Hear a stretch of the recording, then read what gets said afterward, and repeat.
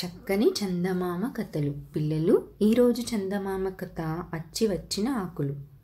ఒక దూరదేశంలోని ప్రాంతంలో ఇద్దరు అన్నదమ్ములు ఉండేవాళ్ళు. వాళ్ళు చాలా బీదవాళ్ళు. వాళ్ళకొక పాత గుడిసె, కూరలు పండించుకోవడానికి చిన్న పెరడు ఉండేదంట. అయితే వాళ్ళు పెద్దవాళ్ళు అయిన తర్వాత కూడా వేరుపడకుండా ఆ పాత గుడిసెలోనే ఉంటూ చెప్పులు కుట్టుకుంటూ మరమ్మత్తు చేస్తూ ఏదో విధంగా పొట్ట పోసుకుంటూ ఉండేవాళ్ళు. కానీ ఇలా కూడా వాళ్ళకి ఎంతో కాలం సాగలేదు.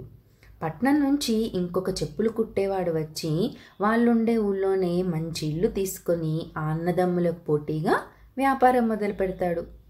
అందరూ వాడి దగ్గరే తమ చెప్పులు బాగు చేయించుకొని కొత్తవి కుట్టించుకొని వాడి పనితనాన్ని మెచ్చుకునేవారు.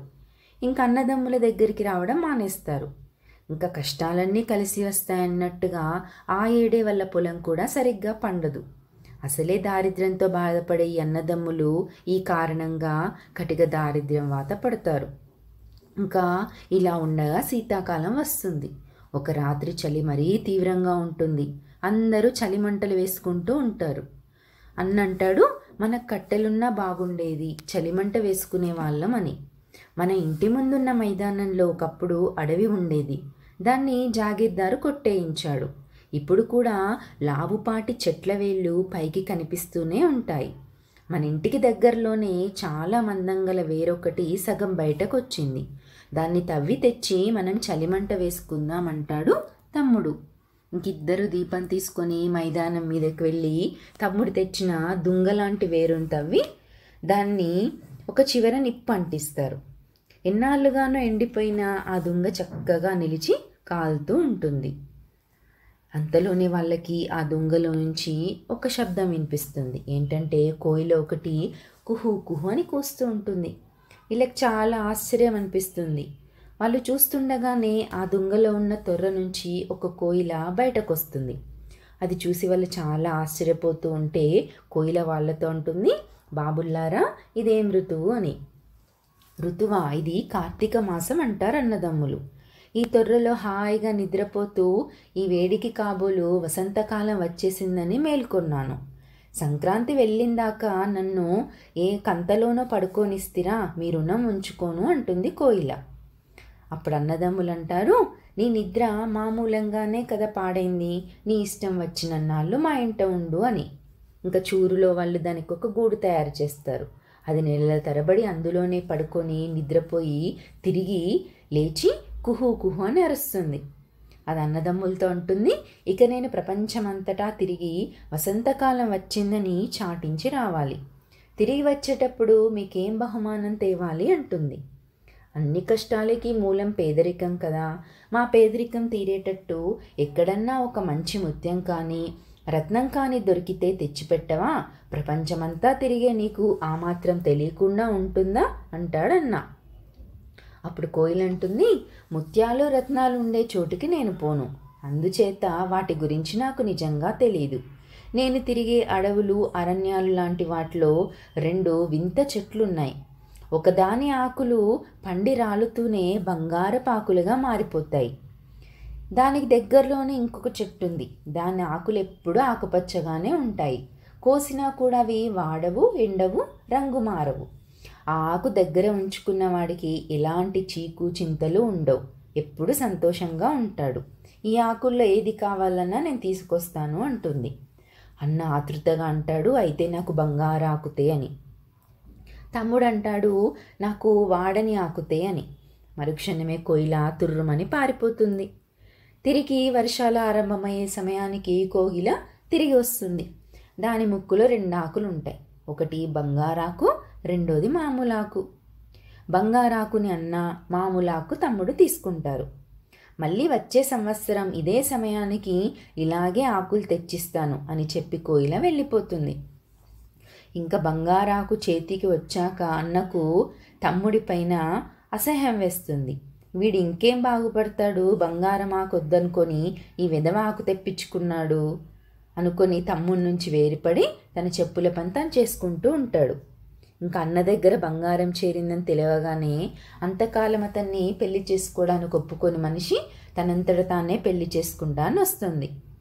పట్నపు చెప్పులు కుట్టేవాడు బంగారపాకున్న అన్నని తన పనిలో భాగస్వామిగా తీసుకుంటాడు. అన్నీ ఈ విధంగా బాగుపడితే తమ్ముడి పరిస్థితి ఇంకా అధ్వాన్నమవుతుంది. అతనికి ఇల్లు పెరడు మాత్రమే మిగులుతుంది. ఇంకా చెప్పులు కుట్టే పని మానేసి పెరట్లో కూరలు పండిస్తూ మైదానం మధ్యగా ప్రవహించే వాగుగట్ల వెంబడి తిరిగే రకరకాల దుంపలు, కాయలు అవన్నీ ఏరి తెచ్చుకొని పొట్ట పోసుకుంటూ ఉండేవాడు. అయితే అందరూ అతని పేదరికాన్ని చీదరించుకుంటున్నా కానీ, ఎన్నడూ ఎరగనంత దారిద్ర్యం అనుభవిస్తున్నా కానీ, తన అన్న దూరమయ్యాడని కానీ అతను ఎప్పుడు బాధపడేవాడు కాదు. ఎప్పుడు చూసినా సంతోషంగా కనిపిస్తూ అసలేం లోటు లేనట్టు కనిపించేవాడంట. ఇలా ఉండగా ఆ ఊరి జాగీర్దారు ఏమవుతుందంటే తన ఉద్యోగం పోగొట్టుకుంటాడు. మైదానం అవల చివర ఉన్న తన భవనానికి వస్తాడు. అయితే అతనికి శత్రువులు కూడా ఉన్నారని అనుమానం వస్తుంది. అందుచేత ఏం చేస్తాడంటే ఏమీ తోచక ఆలోచిస్తూ మైదానం దగ్గరకు వస్తాడు. అప్పుడు వాగు సమీపంలో అతనికి తమ్ముడు కనిపిస్తాడు. ఇద్దరు కాసేపు మాట్లాడుకుంటారు. మాట్లాడగానే జాగీర్దార్ మనస్సులో ఉన్న బాధ, ఆలోచన, విచారం అంతా దిగిపోయినట్టు కనిపిస్తుంది. ఆయన ఇంటికి తిరిగి వెళ్ళేటప్పటికీ ఏం చేస్తారు, నౌకర్లందరినీ పలకరించి సరదాగా కబుర్లు చెప్పి అందరికీ విందులు వినోదాలు ఏర్పాటు చేస్తారు. ఇతనిలో కలిగిన మార్పుకి కారణం ఆయన తమ్ముడితో మాట్లాడడమే అని ఊరంతా తెలిసిపోతుంది. ఇంకా అతని గుడిసెకు ధనికులు, దరిద్రులు కూడా వచ్చి అతనితో మాట్లాడి తమ బాధలన్నీ పోగొట్టుకొని తమ శక్తి కొద్దీ అతనికి కానుకలిచ్చి వెళ్ళిపోతూ ఉండేవాళ్ళు. ఇంకా తమ్ముడి ఖ్యాతి రాజధానికి కూడా పాకుతుంది. రాజుగారు అతన్ని తీసుకురమ్మని దూతల్ని పంపిస్తాడు. వాళ్ళు రాజుగారి వద్ద నుంచి వెలలేని బట్టలు, ఆభరణాలు కానుకలుగా ఇచ్చి తమ్ముడిని రాజధానికి తీసుకెళ్తారు. అప్పటికి కోకిల అతనికి 4 ఆకులు తెచ్చిస్తుంది.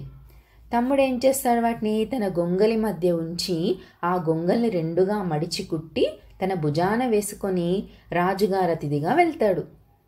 అయితే రాజుగారు తమ్ముడిని పిలవడానికి కారణం ఉంటుంది. రాజ్యం సుభిక్షంగానే ఉంటుంది, కానీ ప్రజలలో ధనాశ పెరిగిపోతుంది. పెద్ద పెద్ద వాళ్ళల్లో కూడా మోసాలు పెరిగిపోయాయి. రాజుగారికి రోజు అనేక ఫిర్యాదులు వస్తూ ఉన్నాయి. ఫిర్యాదులు చేసేది గొప్ప వాళ్ళ మీదనే. అయితే రాజు తన కొలువులో ఉన్న వాళ్ళని కూడా ఒక్కళ్ళని కూడా నమ్మలేకుండా ఉంటాడు, ఎవరు నిజాయితీపరుడో ఎవరు నిజాయితీపరుడు కాదు అని. ఇంకా ఇలా కీచులాడుకుంటూ కూడా ఉంటున్నారంట. ఇటువంటి పరిస్థితుల్లో రాజు తమ్ముడిని పిలిపిస్తాడు. అతను రాజసభలోకి వచ్చి మాట్లాడడం మొదలుపెట్టిన దగ్గర నుంచి అందరి మధ్య గొడవలు నిలిచిపోతుంటాయి. స్నేహభావం పెరుగుతుంది. రాజోద్యోగులు కూడా ఒకళ్ళ మీద ఒకళ్ళు ఆరోపణలు చేసుకోవడం మానేసి ఒకరికొకరు గౌరవించుకుంటూ ఉంటారు. ఇంకా రాజు అతన్ని తన భవనంలోనే ఉండనిచ్చి రోజు మాట్లాడుతూ ఉండేవాళ్ళంట. ఇంకా అందరూ కూడా అతన్ని గౌరవించేవారు. ఇప్పుడు తమ్ముళ్ళలో చెప్పులు కుట్టేవాడి లక్షణాలు ఏమీ కనిపించట్లేదంట. అతన్ని చూస్తే ఎవరైనా ఒక ఉన్నత రాజోద్యోగి అనుకునేవారు. కానీ ఎంతమంది చెప్పినా తన భుజం మీద పాత కంబలి మాత్రం తీసేసేవాడు కాదు. ఎవరైనా అడిగితే ఏమనేవాడంటే, ఇది నా అసలు స్వరూపాన్ని నాకు గుర్తు చేస్తూ ఉంటుంది. రాజభవనంలో ఉన్నాం కదా అని మనం మన అసలు స్వరూపాన్ని మర్చిపోరాదు అనేవాడంట తమ్ముడు. ఈ మాటతో అందరూ తృప్తి పడేవారు. ఇంకా తమ్ముడు కోటలో పాగా వేశాడన్న సంగతి విని అన్నకి పట్టరా అని ఈర్ష్య కలుగుతుంది. 3-4 పిచ్చాకులతో వాడికి ఇంత అదృష్టం పడితే బంగారాకులు సంపాదించుకున్న నా గతి ఇలా ఉండడమేంటి? నేను కూడా రాజధానికి పోయి వాడికన్నా 1000 రెట్లు రాజధారణ పొందుతాను అని తన భార్యతో చెప్పి ఆమెతో రాజధానికి బయలుదేరుతాడు. ఇంకా వాళ్ళు 2-3 రోజులు కాలినడకన ప్రయాణం చేసి ఒకనాటి మధ్యాహ్నం రాజధాని కొంచెం దూరంలో ఉన్న అడవిలో భోజనం చేయడానికి ఆగుతారు. అయితే అప్పటికి వాళ్ళు తెచ్చుకున్న ఆహారం అంతా దాదాపు అయిపోతుంది. ఏదో కొంచెం అడుగు పొడుగు మిగులుతుంది. అది తిని ఆకలి బాధ తీర్చుకునే ప్రయత్నంలో వాళ్ళు ఉంటే అక్కడికి ఒక ఆడ మనిషి నెత్తిన ఒక గంప పెట్టుకొని వస్తుంది. ఇక్కడ బావి ఉన్నట్టుందే, నేను కూడా నీటి కోసమే చూస్తున్నాను అని తన నెత్తి మీద గంప దింపుతుంది. ఆ గంప నుంచి కమ్మని వేడి వేడి వంటకాల వాసన వస్తుంది. అన్నకు అతని భార్యకి చాలా జీహ చాపల్యం వేస్తుంది. మీరు చూడబోతే మహారాజుల్లా ఉన్నారు, నా వంట తింటారా నాయనా? తినేటట్టయితే కావలసినంత ఉంది పెడతాను అంటది ఆడమనిషి. నువ్వు ఆప్యాయంగా ఇస్తానంటే తీసుకోవడానికి మాకు అభ్యంతరం లేదు అని అంటారన్న. ఇంకా ఆడమనిషి మంచి మంచి వంటకాలు వాళ్ళిద్దరికీ పెట్టి గంప అడుగున ఉన్న దాంట్లో నుంచి పాయసం తీసి ఇద్దరికి తాగడానికి ఇస్తుంది. ఆ పాయసంలో మత్తుమందు ఉంటుంది. అది తాగిన తర్వాత భార్యాభర్తలు ఇద్దరూ కూడా ఆదమరిచి నిద్రపోతుంటారు. తర్వాత దొంగ మనిషి వారిద్దరి దగ్గర ఉన్న బంగారము డబ్బులంతా తీసేసుకొని కట్టుబట్టలతో మిగులుస్తుంది. ఇంతలో అక్కడికి ఆమె కొడుకు 10 ఏళ్ల కుర్రవాడు ఒక గొంగలు తీసుకొని వస్తాడు. ఊళ్ళో ఏం దొరికిందిరా అని ఆ పిల్లవాడిని అడుగుతుంది తల్లి. ఏమీ దొరకలేదమ్మా, రాజుగారింటి పక్కగా అర్ధరాత్రి వేళ వెళ్తూ ఉంటే మేడ కిటికీ నుంచి ఈ కంబలి కింద పడింది. ఉత్త చేతులతో రావడం ఎందుకని దీన్ని తీసుకొచ్చా అంటాడు కొడుకు. అయితే ఆడమనిషి ఆ గొంగని పరిశీలించి, ఎందుకు పనికిరాదు, వీళ్ళ దగ్గర మనకు చాలా బంగారము డబ్బు దొరికింది అని ఆ గొంగలి వాళ్ళ మీద పడేసి కొడుకుని వెంట పెట్టుకొని గంపతో సహా తన దారిన తాను వెళ్ళిపోతుంది. అయితే ఆ గొంగలి తమ్ముడిదన్నమాట. అతను రాజుగారు తన సేవకునికి ఇస్తాడు. వాడు ఏం చేస్తాడంటే గొంగలి మీద వేసుకునే వాడి వద్ద తన నౌకరీ చేయడం వాడికి చాలా అవమానం అనిపిస్తుంది. అందుచేత ఒక అర్ధరాత్రి తమ్ముడు నిద్రపోయేటప్పుడు వాడు ఆ గొంగల్ని కిటికీ గుండా వీధిలోకి గిరాటు వేస్తాడు. అడవిలో అన్నకి అర్ధరాత్రి అయ్యేదాకా మెలకువ రాదు. అతను నిద్రలేచి చలివేస్తున్న గమనించి తన మీద ఉన్న పాత కంబల్ని కప్పుకొని తన భార్యను లేపుతాడు. ఇంకా వాళ్ళకి అర్థమైపోతుంది ఆడమనిషి మత్తు పదార్థం ఇచ్చి మొత్తం దోచేసింది అని. అయితే ఆకులున్న కంబలు వేసుకున్నారు కదా అన్న అంటాడు. పోతే పోయిందిలే పాడు సత్తు, మనం అసలు రాజధానికని ఎందుకు బయలుదేరాం, అర్థం లేని పని. ఇక్కడ ఎంత ఆనందంగా ఉందో అడవిలో, ఇక్కడే ఒక చిన్న కుటీరం వేసుకొని ఉండిపోదాం అంటాడు. ఆ మాటకు భార్య కూడా ఒప్పుకుంటుంది. ఇది జరిగిన మర్నాడు తెల్లవారగానే రాజు తన ఉద్యోగులందరితోనూ సభ చేసి తమ్ముడిని కూడా పిలిపిస్తాడు. అయితే అప్పటికే తమ్ముడు తన కంబలిపోయిన సంగతి గ్రహించి దానికోసం వెతకమని తన నౌకర్తో చెప్తాడు. అయితే ఎన్నడూ లేనిసారి తమ్ముడికి భయమేస్తుంది, నన్ను వీళ్ళెందుకు రమ్మంటున్నారు అని. రాజుగారికి కూడా ఈ చెప్పులు కుట్టుకునేవాడు ఇన్నాళ్ళుగా నా ఇంట్లో ఎందుకున్నాడు అన్న ఆలోచన వస్తుంది. సభికులను కూడా అడిగితే వాళ్ళు ఒకళ్ళ మీద ఒకళ్ళు ఏదో చెప్పుకుంటూ ఉంటారు. అయితే తమ్ముడిని చూసి రాజుగారు అంటారు, నువ్వేంటి వినోదం చూస్తున్నావు, పో ముందు బయటెక్కని అరుస్తాడు. తమ్ముడు మాట్లాడకుండా కట్టుకున్న బట్టలతోనే బయటకు వెళ్తాడు. అతనికి తన గుడిసె గుర్తొస్తుంది. అక్కడికి పోదామని బయలుదేరుతాడు. సాయంత్రం దాకా నడిచి అడవిలో ఉన్న ఆ పుట్టనే కుటీరం చేరుకుంటాడు, అన్న వేసిన కుటీరం. అతనికి ఆ సమయంలో ఆకలి దహించుకుపోతుంది. అక్కడ వంట చేస్తున్నదని తెలిసి ఇంత తిండి తనకు కూడా పెడతారన్న ఆశతోటి కుటీరం తలుపు తడతాడు.